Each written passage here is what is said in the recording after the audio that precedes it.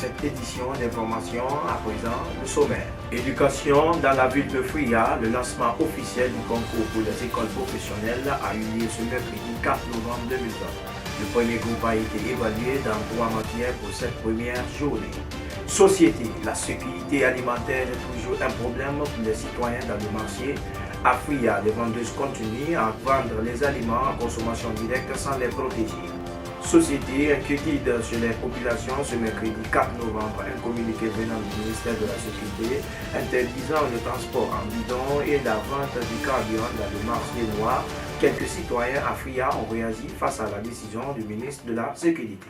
Encore une fois, bienvenue dans cette édition d'information. Je vous le disais dans le titre, à l'approche des ouvertures, les candidats pour les écoles professionnelles ont été évalués pour cette première journée dans un centre scolaire de la place ce mercredi 4 novembre 2020. L'autorité communale et éducative de Fria ont procédé au lancement du concours pour les orientations dans les écoles techniques et professionnelles. Suivez le reportage de Lancine Koukouma. C'est ce 4 novembre que le lancement du concours pour les écoles professionnelles a eu lieu à Fria. C'est à la présence des autorités communales et éducatives que l'enveloppe des sujets a été dépouillée. Cette année, le centre d'examen choisi est le groupe scolaire Mahatma Gandhi et les sujets ont été lancés à partir de 8h, mais quelques candidats avaient accusé le retard. Ça a démarré ici à 8h30.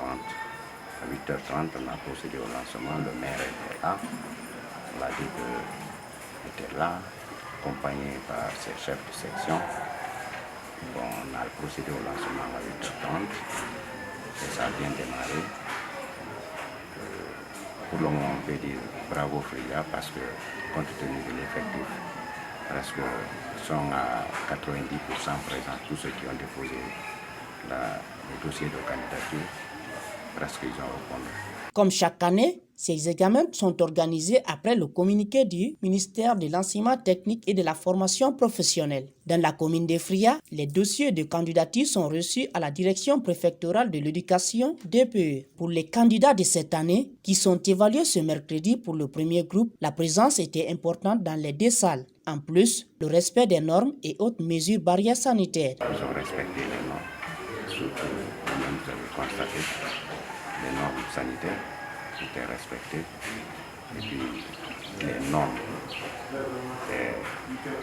dans les salles d'examen sont tous respectées, à savoir les téléphones et autres, la communication avec l'extérieur, les dispositions ont été prises. Pour la première épreuve de français lancée ici à Gandhi, les participants se disent satisfaits. Aujourd'hui, on a fait notre premier examen.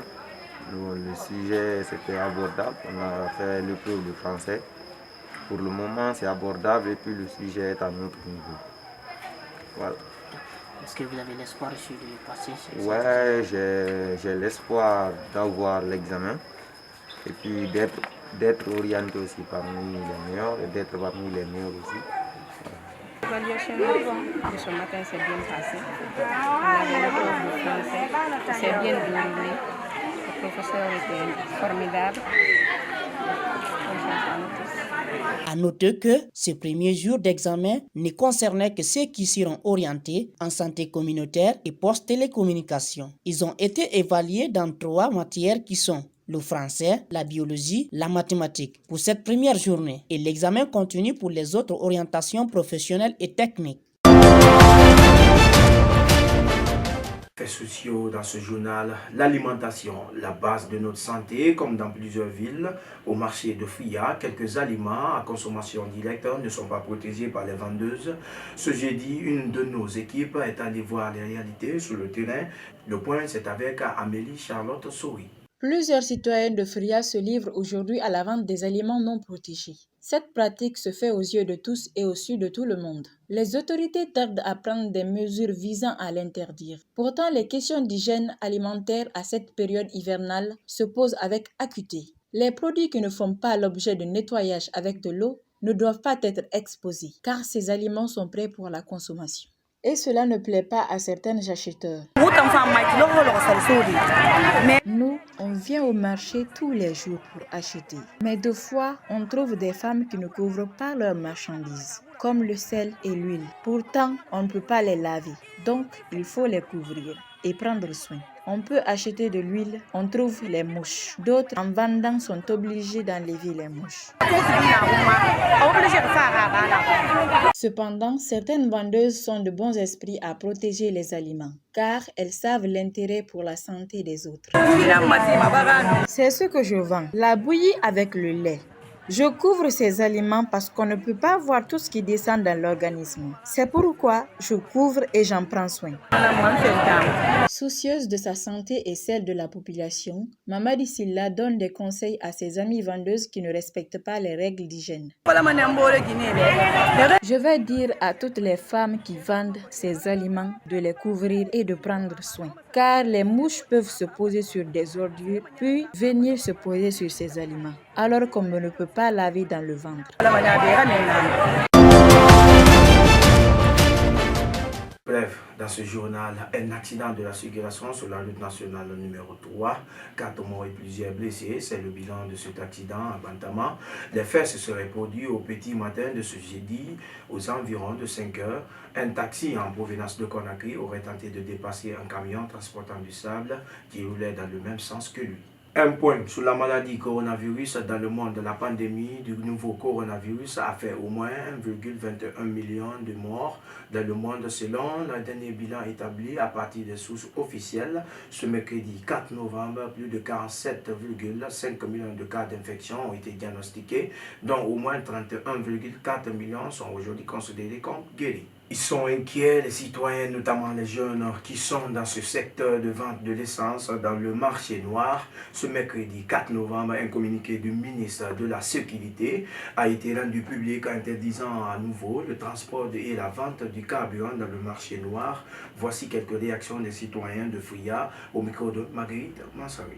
Le mercredi 4 novembre, le ministre de la Sécurité, par un communiqué, a interdit à nouveau la vente de carburant sur le marché noir et de son transport sous forme de bidon ou de tout autre récipient transportable. Une situation qui inquiète ces jeunes vendeurs sans emploi. Nous, on n'a pas les moyens actuellement. Là où nous sommes comme ça, on ne travaille pas. Si on ne peut pas revendre du carburant ou bien... On peut être des délinquants, des voleurs, on peut être des drogueurs. Mais quand tu vois qu'un jeune revend ces trucs-là pareil, normalement on doit au moins l'aider pour qu'il n'a qu'à abandonner de faire des vagabondages ou bien d'aller brigander les filles dans la rue. Cette annonce d'Albert Damantan Camara cause d'énormes problèmes chez les vendeurs, mais aussi chez les conducteurs qui ont des stations de carburant éloignées. Si la vente du carburant dans le marché noir n'existe pas, les motards vont souffrir. Si tu dois y aller dans un endroit reculé et que tu tombes en panne d'essence, tu ne pourras pas porter la moto. Tu seras obligé de la pousser jusqu'à la station et ça sera fatigant. Par manque d'emploi, Isiaga Mame Souma lance un appel à l'endroit du gouvernement pour les permettre d'exercer cette activité. Mais c'est avec une doléance auprès de tous les vendeurs de l'essence pour que nous laissent revendre l'essence pour qu'on puisse gagner notre prix du pain. Par exemple, quand on interdit de ne pas revendre l'essence, par exemple, bon, qu'est-ce que je peux faire dans la vie? Actuellement, là où je suis comme ça, je suis un homme de métier.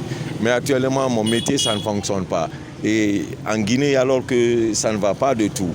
Le ministre a souligné dans son intervention que tout contrevenant verra son matériel saisi et sera poursuivi judiciairement. Mesdames et messieurs, c'est la fin de cette édition d'information. Vous avez été nombreux à nous suivre à partir d'hier de partout dans le monde. Au cadre de l'enseignement pour la technique Ouaka Ida, ensemble Vision Ouest, ensuite le programme.